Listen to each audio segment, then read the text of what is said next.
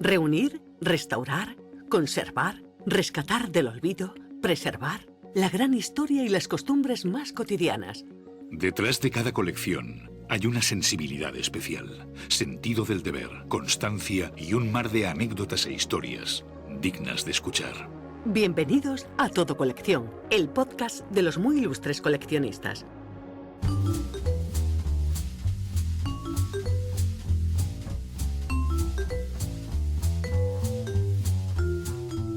La librería anticuaria Starloa está a 300 metros del mítico Café Iruña de Bilbao, pero solo a un par de clics de ti en Todo Colección.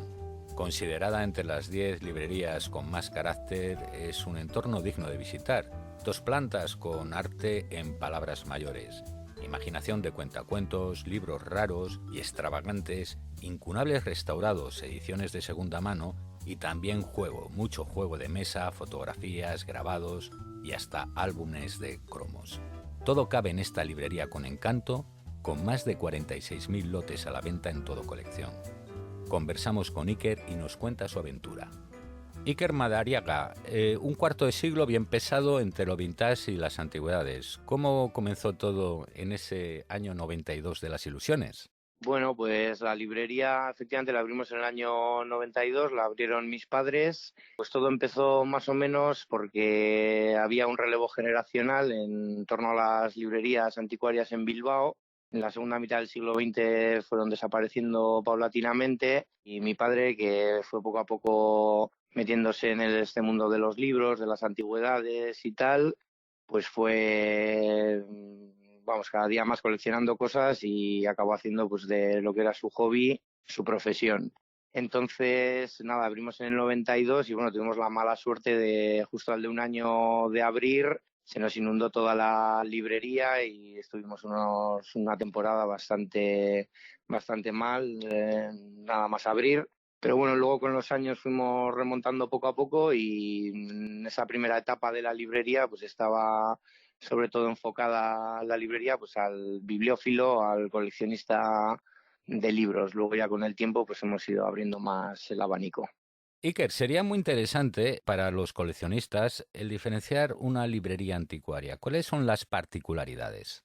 Bueno, una librería anticuaria al uso, pues su propio nombre lo indica, es una librería donde se venden libros antiguos. Pues la primera imagen que tratamos de proyectar allí en la librería era un sitio pues muy especializado en bibliófilos, sobre todo de tema vasco y temas así, pero nosotros lo que lo estamos intentando convertir es en un espacio donde quepan ya muchas más personas y muchos más coleccionistas. O sea, intentamos abarcar pues desde la persona que busca un libro para leerse en la playa en verano, un bestseller o algo de literatura pasajera, digamos, junto con el bibliófilo de toda la vida y gente estudiosa que está interesada por un tema, ya sea por su profesión o por sus estudios, y luego, por supuesto, pues a todo el abanico de los coleccionistas que hay en España, pues eso, desde postales, cómics, juguetes y prácticamente pues todo objeto que sea antiguo y que tenga un interés para los coleccionistas. Hombre, Iker, es que en Bilbao ha habido grandes sagas industriales y también grandes balas perdidas. ¿Cuál ha sido el libro o la biblioteca más extraordinaria que habéis rescatado? Sí, pues aquí tendría que mencionar a la biblioteca de Pedro Novia Salcedo. Este hombre fue un importante personaje del siglo XIX, burgués. Entonces acabamos comprando la biblioteca a sus herederos. Y bueno, aquí pasa una historia muy curiosa que nunca me canso de contar, y es que entre todo el archivo y biblioteca que había, estaba todo desordenado, era un galimatías, y salió en el fondo de un armario, que es una historia así bastante bonita, una especie de cuero con unos dibujos muy extraños y tal, que yo en un primer momento, pues cuando lo vi, pensé que aquello era una falsificación, una reproducción o alguna manualidad. Pero al final mi padre se decidió a cogerlo, y cuando nos llevamos ya toda la librería empezamos a estudiarlo, pues resulta que salió por un lado un diario manuscrito y muchas más piezas que nos iban dando un contexto a esta pieza. Y bueno, tras mucho estudio descubrimos, con la ayuda de un experto de la Universidad Complutense de Madrid, que se trataba de un pictograma aymara de Bolivia. Y resulta que una de las hijas de este Pedro Novia Salcedo se había casado con un boliviano a mediados del siglo XIX y se había ido por toda Sudamérica en una especie de viaje.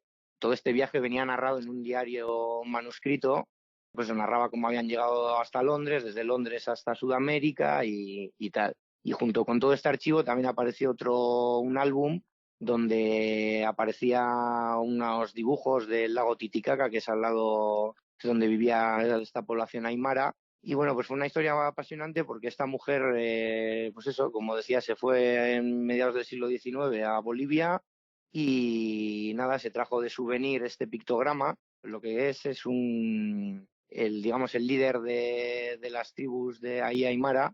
Lo que hacía era pintar mediante pictogramas, mediante dibujos muy simples, explicaba el catecismo, la doctrina cristiana, digamos. Entonces era la forma en la que pasaba la cultura cristiana a las personas nativas de allí. Y fue muy apasionante porque esta mujer pues era totalmente desconocida por todos los historiadores y resulta pues bueno que tuvo el valor de emprender un viaje muy arriesgado hasta allí por la época. Y nada, al final fue una obra y una pieza interesantísima que acabó comprando el Ministerio de Cultura. Interesantísimo. ¿Se puede decir que es la pieza más valiosa que habéis vendido en Astarloa? No, no es precisamente la pieza más valiosa. Digamos que lo más valioso que hemos vendido fue hace un par de años un par de dibujos de Pablo Picasso originales. Eran de su primera época como artista. Estaban certificados por su hija Paloma y tenían toda la documentación y todo, y eran un par de retratos de algunos pintores catalanes contemporáneos a Picasso. Aquí en Todo Colección creemos que la pieza más valiosa es vuestra reputación, porque Astarloa tiene cerca de 21.000 valoraciones recibidas con un 99,63% con la máxima puntuación y comentarios del tipo todo perfecto, muchas gracias, excelente como siempre, muy bien embalado, rápido y bien. ¿Nos puedes contar algún truquillo? Bueno, nosotros una de las cosas que siempre hemos llevado bastante a rajatabla, aunque a veces también fallamos, es tener el almacén desde donde tenemos todo el inventario de Internet, pues tenerlo lo más ordenado posible para que no haya faltas de inventario. Y luego, pues es que somos transparentes en el trato con los clientes. Entendemos que vendemos cosas antiguas y cosas que ya llevan el paso del tiempo, digamos, a sus espaldas, entonces a veces pues surgen defectos ocultos. En este aspecto nosotros siempre ofrecemos soluciones que a todos los clientes les parecen satisfactorias, porque como decías, pues para nosotros también la reputación y el que un cliente quede satisfecho pues es muy importante, y todo esto pues lo combinamos también con formas de envío y gastos de envío creo que bastante baratos, y plazos de entrega y todo también pues muy interesantes para nuestros clientes. Libros, sellos, monedas, cromos, juguetes, antigüedades, arte. ¿Y tú? ¿Qué coleccionas? Si quieres participar en nuestro podcast, Todo Colección te cede el turno de palabra. Vascos por el mundo.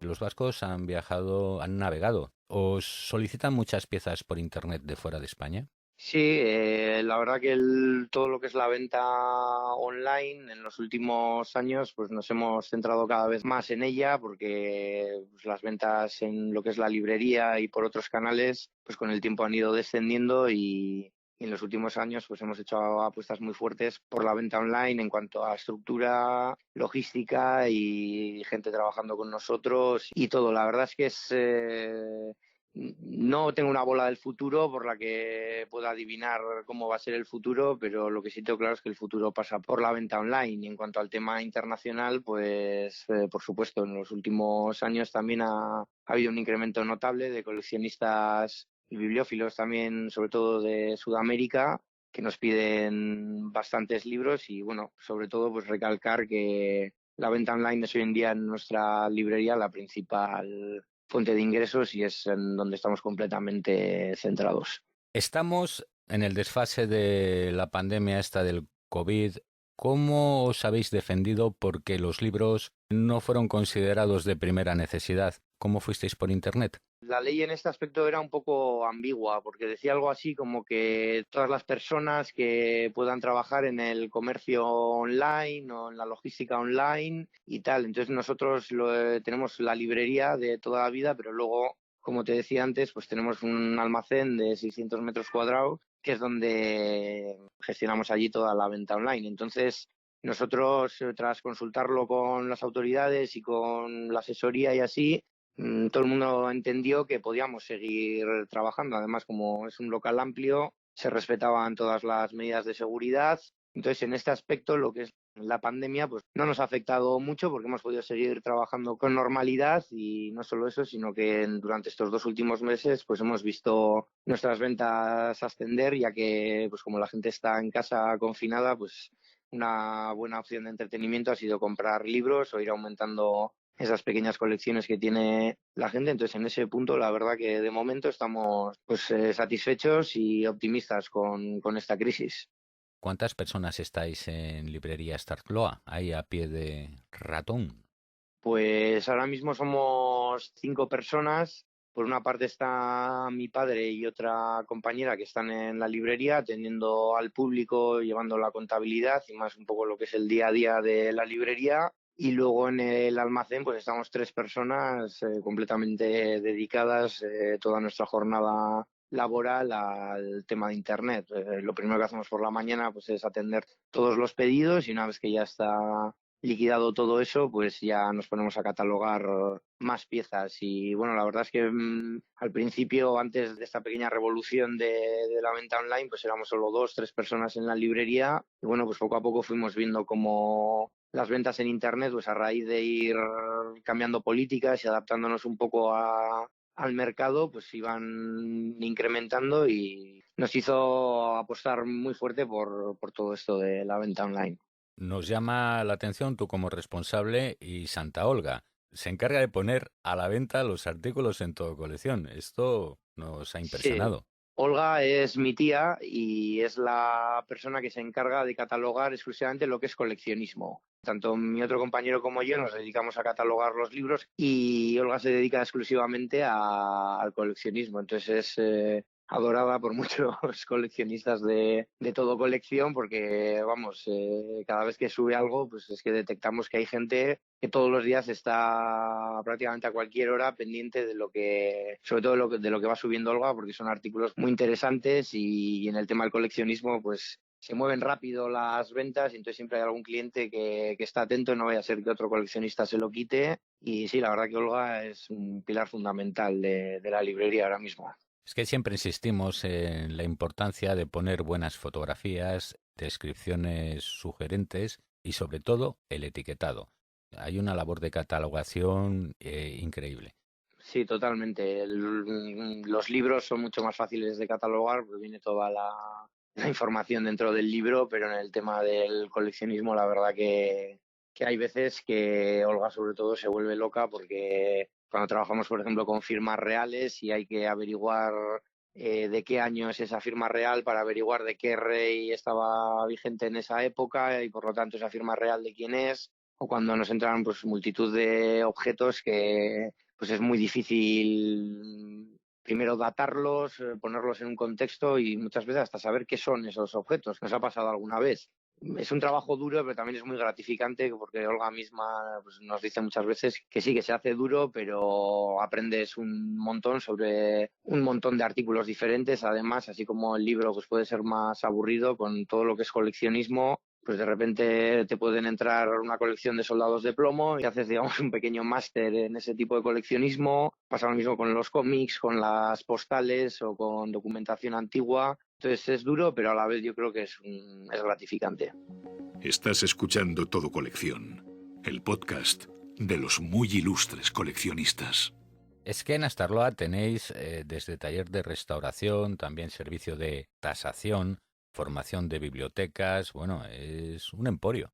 Sí, lo que intentamos es, pues como te comentaba antes, ya que trabajamos en un sector que es muy peculiar y muy raro, pues dentro de este sector que es muy multidisciplinar, pues tratar de dar servicio y cabida pues a todo el mundo que pueda estar interesado en, pues efectivamente, ya sea en restaurar un libro, que tenemos un taller donde trabajan mi abuela, mi otra tía y otra persona más, y la verdad que son auténticas expertas en todo lo que es el tema de restauración, encuadernación de libros, y de igual manera pues hay gente para el servicio de tasación pues que recibe por herencia o por lo que sea una biblioteca, una colección de algo, y antes de venderla o de tal, pues lo que quiere es saber qué es exactamente lo que tiene y pues, saber una idea del valor que puede tener y todo. Entonces, pues como decía, dentro de este mundo tratamos de abarcar todos los campos posibles en los que podamos ser de utilidad para la gente. Y en el marketing también parecéis alumnos muy aplicados de la comercial. La presencia en Internet de Astarloa es implacable. Te quería preguntar acerca del papel de tu colección, si tiene algo que ver.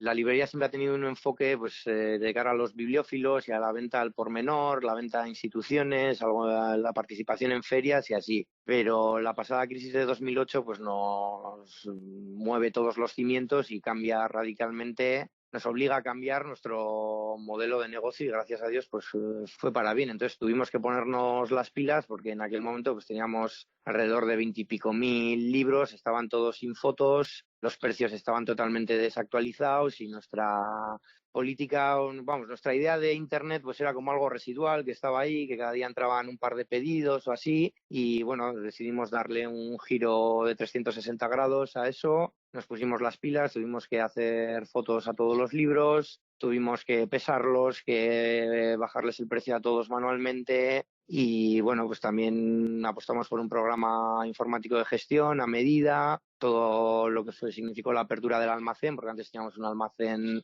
más pequeño y desde ahí no podíamos trabajar. Entonces, el culmen, digamos, de todo este proceso fue todo colección. Al principio empezamos volcando solamente cosas de coleccionismo y nada, el primer día nada más meter, me acuerdo perfectamente que fueron unas postales y vimos que se vendían enseguida y que aquello tenía una respuesta por parte de los clientes extraordinaria. Entonces decidimos ir apostando más y más por todo colección. Luego vimos también que se podían volcar todos nuestros libros, ir manteniendo actualizado el inventario, entonces nos lanzamos de cabeza y bueno, pues todo colección nos ha abierto las puertas pues a nuestro propio negocio, la verdad, porque hemos pasado de vender solo libros y un tipo de libro muy concreto a vender prácticamente de todo y hoy en día pues todo colección pues, supone una parte muy importante de todo lo que es la venta online en nuestra tienda. Es el futuro y respecto al pasado, pues aquí hay una pregunta un poco friki, porque lo que no nos entra en la cabeza es que después de tanta quema y censura, ¿cómo han podido llegar tantos libros antiguos a la actualidad? Quizás una de las respuestas a esa pregunta es que ahí hay que reivindicar también un poco el papel del bibliófilo a lo largo de los años. También hay que poner en contexto el propio libro, porque el libro ahora lo vemos como un objeto pues muy común y muy pues eso, muy común, digamos, ¿no? Pero en la antigüedad los libros no era fácil imprimirlos, no era barato y no era un... O sea, el que tenía un libro tenía realmente un tesoro y además el que sabía leerlo, pues todavía más. Entonces, gracias a esa percepción que tienen los bibliófilos de los libros, de pues que es un pequeño tesoro, que ya no es solo el libro como la información que contiene dentro, sino el libro como objeto, pues gracias a esa afición de coleccionar libros y de que cada bibliófilo ha ido construyendo poco a poco sus bibliotecas y guardando los libros que pensaban que podían ser interesantes o valiosos para el futuro y para el conocimiento humano en general, pues gracias a esas personas e instituciones también, pues se ha conseguido que sobreviva bastante parte de todo el patrimonio bibliográfico de este país, pero claro, todo lo que se ha destruido, pues es que es prácticamente inimaginable. Hay estimaciones que dicen que aproximadamente un 30 y un 40% de todo lo que se publicó y de todo lo que es los manuscritos y todo pues, el patrimonio se ha perdido completamente, pero bueno, queda una parte de esa historia y es a lo que nos dedicamos, a rescatarla de alguna manera y ponerla en valor. ¿Y cuál es la pieza más peculiar que tenéis en Astarloa, en plan incunable? Bueno, pues ahora mismo no tenemos nada así, digamos, muy espectacular. Tenemos, por ejemplo, un facistol español del siglo XVI, que es un mueble para poner los libros de canto en las iglesias antiguamente.